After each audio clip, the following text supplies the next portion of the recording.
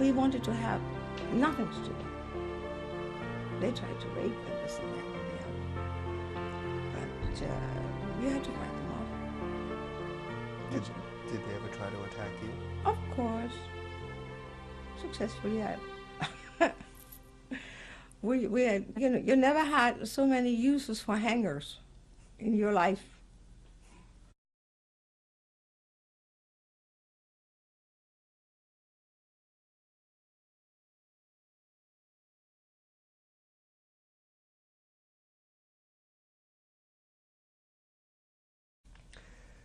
How did your experiences in the Holocaust affect you afterwards and even today? Subconsciously, I think a lot. I enjoy things much more than other people do. I don't take anything for granted. I don't even take tomorrow for granted.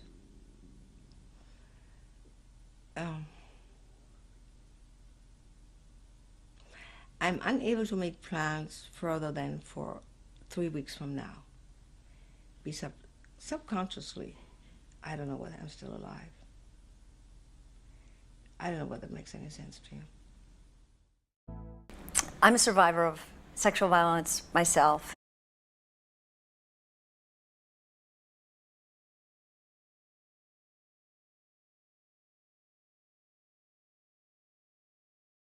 And one of the things that I was most struck by was the absence of voices and faces, the absence of real names.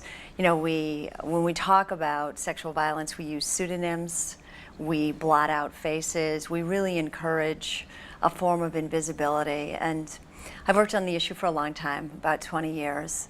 And I remember thinking at one point that if I could get every woman I've ever met in a room to share her story, it would be a powerful and really amazing gathering. And that our collective stories married to our faces and our real identities met a gap in the culture that existed that I think has made the world less safe for all of us and made it less just for victims.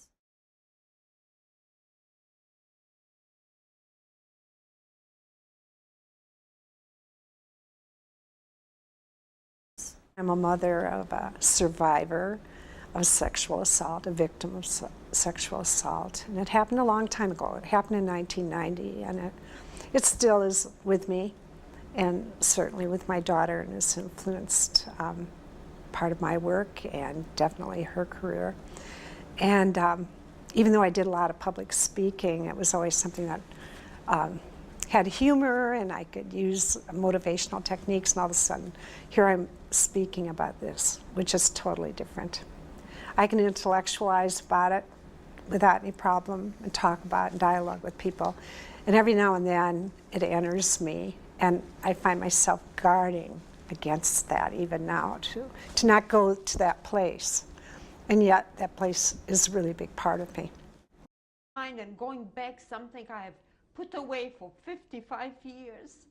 I don't want to think about it.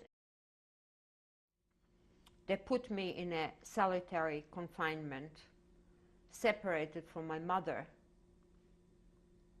for one purpose only, with the door closed, so that the head of the Chetnici group could come and rape me. He had a key, and he was the only one who had a key to that solitary confinement.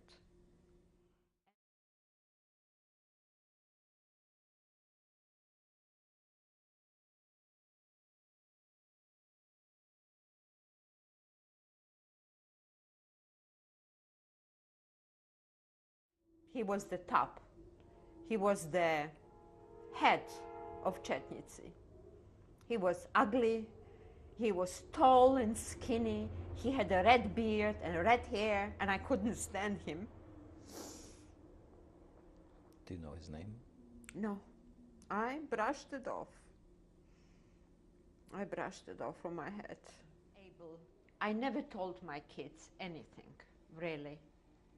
I told only my oldest daughter once that I was raped, but I didn't go in any, they don't know anything. I can't, I just can't tell them. I didn't tell my younger daughter about that.